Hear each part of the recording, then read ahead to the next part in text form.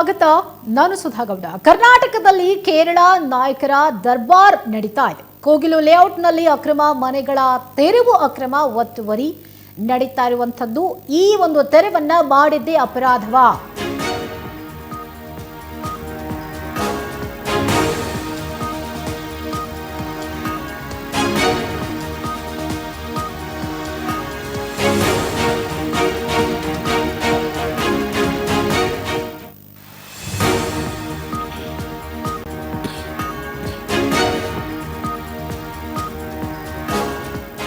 ಕರ್ನಾಟಕದಲ್ಲಿ ಕೇರಳ ನಾಯಕರ ದರ್ಬಾರ್ ನಡೀತಾ ಇದೆ. ಕೋಗಿಲು ಲೇಔಟ್ನಲ್ಲಿ ಅಕ್ರಮ ಮನೆಗಳ ತೆರವು ಮಾಡಲಾಗಿತ್ತು.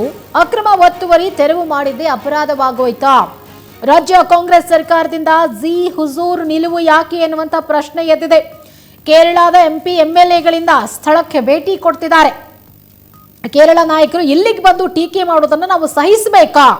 ಕೇರಳದಿಂದ ಬಂದು ಅಕ್ರಮಕ್ಕೆ ಕರ್ನಾಟಕದಲ್ಲಿ ಸಾಥ್ ಕೊಡೋದೇಕೆ? ನಿನ್ನೆಯಷ್ಟೇ ಕೇರಳದ ಸಂಸದ ಎ ರಹೀಂ ಅವರು ಆ ಸ್ಥಳಕ್ಕೆ ಭೇಟಿ ಕೊಟ್ಟಿದ್ರು. ಇವತ್ತು ಕೇರಳದ ಮಾಜಿ ಸಚಿವ ಶಾಸಕ ಜಲೀಲ್ ಸ್ಥಳಕ್ಕೆ ಭೇಟಿ ಕೊಟ್ಟಿದ್ದಾರೆ. ಕೆಸಿ ವೇಣುಗೋಪಾಲ್ ಮೂಲಕ ರಾಜ್ಯದ ನಾಯಕರ ಮೇಲೆ ಒತ್ತಡ ಹಾಕುವ ಪ್ರಯತ್ನ ಆಗ್ತಿದೆ.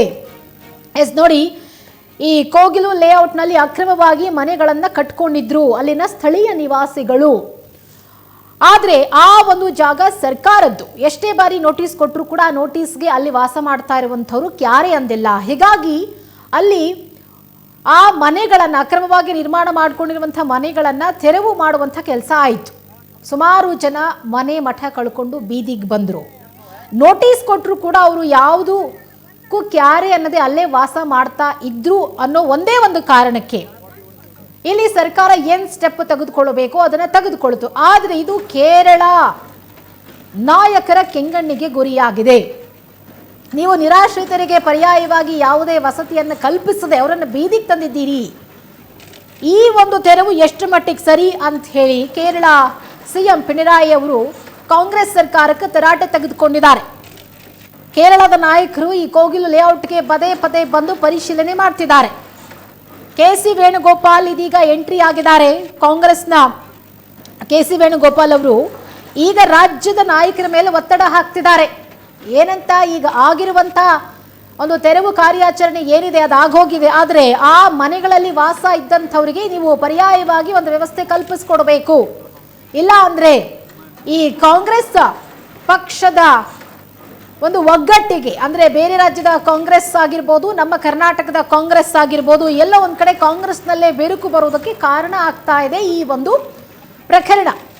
ಹೀಗಾಗಿ ಸದ್ಯಕ್ಕೆ ಈಗ ಕೇರಳದ ಮಾಜಿ ಸಚಿವ ಶಾಸಕ ಜಲೀಲ್ ಅವರು ಸ್ಥಳಕ್ಕೆ ಭೇಟಿ ಕೊಟ್ಟು ಅಲ್ಲಿ ನಿರಾಶ್ರಿತರನ್ನ ಮಾತನಾಡಿಸೋ ಪ್ರಯತ್ನ ಮಾಡ್ತಿದ್ದಾರೆ. ಏನಾಯ್ತು, ಯಾಕೆ ಈ ತರ ಮನೆಗಳನ್ನ ತೆರವು ಮಾಡ್ತಿದ್ದಾರೆ ಅಂತ ಹೇಳಿ. ಬಹುಶಃ ಅವರೆಲ್ಲ ಕೇರಳದಿಂದ ಬಂದು ಇಲ್ಲಿ ವಾಸ ಮಾಡ್ತಾ ಇದ್ರ, ಅದರ ಬಗ್ಗೆ ಇನ್ನೂ ಸದ್ಯಕ್ಕೆ ಮಾಹಿತಿ ಇಲ್ಲ. ಆದರೆ ನಮ್ಮ ಬೆಂಗಳೂರಿನಲ್ಲಿ ಆಗಿರುವಂತ ಈ ಘಟನೆಗೂ ಕೇರಳದ ನಾಯಕರಿಗೂ ಏನ್ ಸಂಬಂಧ ಅನ್ನುವಂಥ ಒಂದು ಪ್ರಶ್ನೆ ಉದ್ಭವಿಸೋದು ಸಹಜ.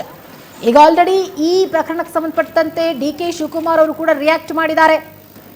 ನಮ್ಮ ಕರ್ನಾಟಕದ ಭೂ ವಿಚಾರಕ್ಕೆ ಸಂಬಂಧಪಟ್ಟಂತೆ ಕೇರಳ ಸಿಎಂ ಯಾಕೆ ಇದರಲ್ಲಿ ಹಸ್ತಕ್ಷೇಪ ಮಾಡಬೇಕು, ಯಾಕೆ ಮೂಗು ತೋರಿಸಬೇಕು ಅನ್ನುವಂಥ ರೀತಿಯಲ್ಲಿ ಅವರು ಕೂಡ ಒಂದು ರಿಯಾಕ್ಷನ್ ಕೊಟ್ಟಿದ್ದಾರೆ DK. Shivakumar.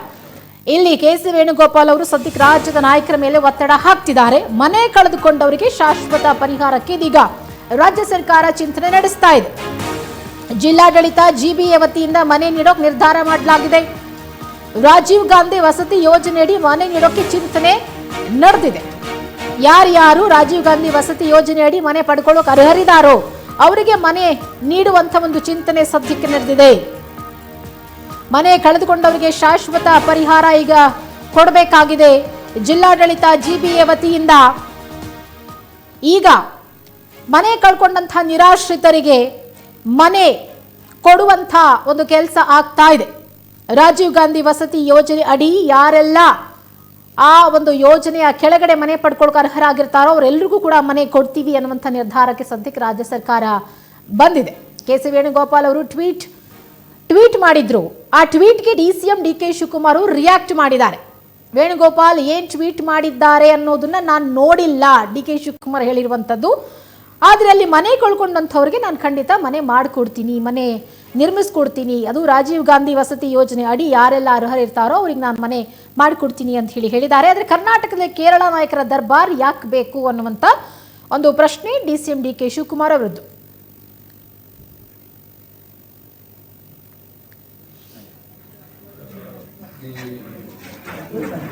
Bulldozer Raj has been done by the Congress government, the Karnataka Congress government. It is quite unfortunate and unconstitutional.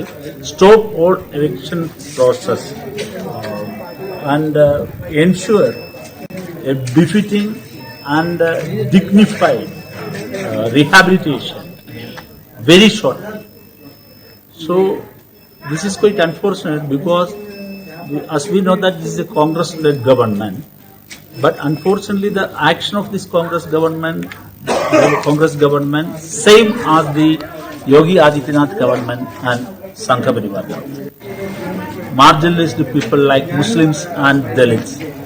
Same as Sangha Parivar ideology, unfortunately, the Congress government has been sent the same bulldozer against the Muslims and Dalits here. All victims are either Muslim or Dalit. So it is quite unfortunate. So we would like to loud the voice of voiceless people.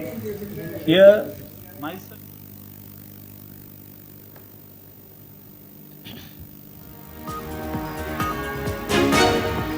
KC Venugopal ಟ್ವೀಟ್ಗೆ DCM ಪ್ರತಿಕ್ರಿಯಿಸಿಲ್ಲ.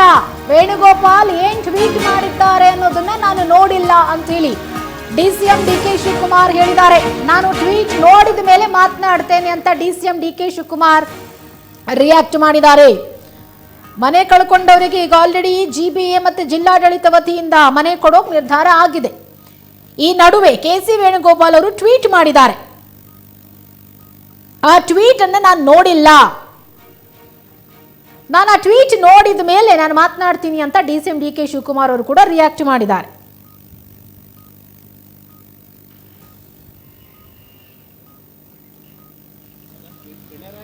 ನಾಳೆ CM ಕೂಡ ಇದ್ರ ಬಗ್ಗೆ ಒಂದು meeting ಕರೆದಿದ್ದಾನೆ. ನಾನು ಸ್ವಲ್ಪ ಕರಾವಳಿ ಉತ್ಸವ ಇದೆ, CM ನಾನು ಇದ್ದು ಹೋಗ್ಬೇಕಾಗ್ತದೆ, CM ಹೋಗ್ತಾ ಇಲ್ಲ. ಅದಕ್ಕೆ ನಾನು ನಾಳೆ ಬೆಳಗ್ಗೆ CM ಆಗ್ತದೆ. ಇವಾಗ BJP ಅವರು ಅದೇ ಅಸ್ತ್ರ ಮಾಡ್ತಾರೆ. ಪಿಣರಾಯಿಗೆ ನೀವು ಹೇಳ್ತೀರಾ ಮೂಗು ತೋರಿಸ್ಬಾರ್ದು ಅಂತ. ಇವಾಗ KC ವೇಣುಗೋಪಾಲ್ ಅವರು ಅದನ್ನೇ ಮಾಡ್ತಾ ಇರೋದು ಅಂತ ಅಶ್ವಥ್ ನಾರಾಯಣ್ ಹೇಳ್ತಾರೆ. BJP ಅವ್ರು ಇಷ್ಟಪಡೋಕ್ಕೆ ಇಷ್ಟ ಇಲ್ಲ. ಒಂದೊಂದ್ಸತಿ ನ್ಯೂಸಲ್ಲಿ ಇರಬೇಕಲ್ಲ, ಕಾಂಪಿಟೇಷನ್ ಅವ್ರು ಪಾರ್ಟಿ ಅವ್ರು ಕಿತ್ತಾಕ್ತಾರೆ, ಇವ್ರು ಕಿತ್ತಾಕ್ತಾರೆ, ದಿನ ಅವ್ರು ಸ್ಟೇಟ್ಮೆಂಟ್ ಕೊಟ್ಟು ನೀವು ಅವ್ರಿಗೆ ಗೌರವ ಕೊಡ್ತೀರಲ್ಲ, ನಾವು ಯಾರ ಸ್ಟೇಟ್ಮೆಂಟ್ಗೂ ಸೊಪ್ಪಾಕಲ್ಲ. ಎಸ್, ಯಲಹಂಕದ ಕೋಗಿಲು ಬಡಾವಣೆಯಲ್ಲಿ ಅನಧಿಕೃತವಾಗಿ ನಿರ್ಮಿಸಲಾಗಿದ್ದಂತಹ ಮನೆಗಳನ್ನ ತೆರವುಗೊಳಿಸಲಾಯಿತು. ಆ ಪ್ರಕರಣಕ್ಕೆ ಸಂಬಂಧಪಟ್ಟಂತೆ ಇದೀಗ ಕೇರಳ CM ಪಿಣರಾಯಿ ವಿಜಯನ್ ಅವರು ಆ ಪ್ರಕರಣವನ್ನ ಖಂಡಿಸಿದ್ದಾರೆ. ಅಂದ್ರೆ ಮನೆಗಳನ್ನ ತೆರವು ಮಾಡಿದನ್ನ ಖಂಡಿಸಿದ್ದಾರೆ.